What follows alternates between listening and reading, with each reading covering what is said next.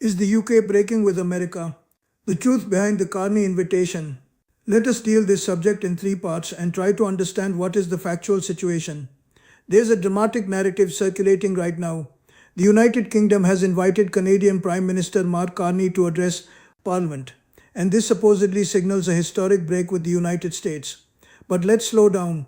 First, there is no verified confirmation of a formal joint address meant as a geopolitical rebuke of Washington.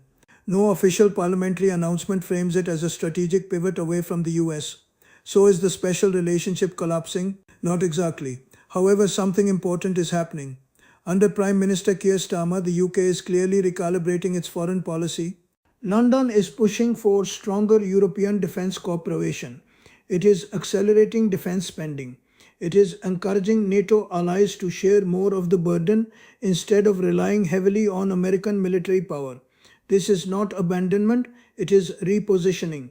The United States remains Britain's closest intelligence partner under the Five Eyes alliance. Military coordination continues, trade ties remain deep, financial markets are tightly interconnected, but tensions do exist. There have been disagreements over digital services taxes, trade frameworks are being reassessed, NATO spending targets are debated, and Europe, facing instability on multiple fronts, is seeking greater strategic autonomy. Where does Canada fit in? Canada shares historical, legal, and cultural bonds with Britain through the Commonwealth. Closer UK Canada coordination does not automatically mean anti American alignment. It may simply reflect diversification in an uncertain global order.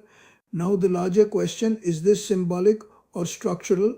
Right now, the evidence suggests symbolic evolution, not structural rupture.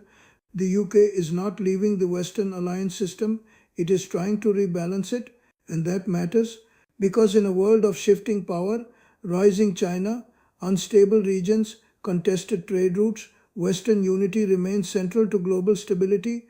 If Britain strengthens Europe while maintaining its US ties, NATO could become more resilient. If ego and rhetoric dominate, fragmentation could follow. So, is this the end of US dominance? No. But it may be the beginning of a more multipolar Western partnership. And that shift, subtle but significant, is worth watching carefully. After this, we go to 2ND and 3RD part. Remain glued to understand the situation properly. Thank you all.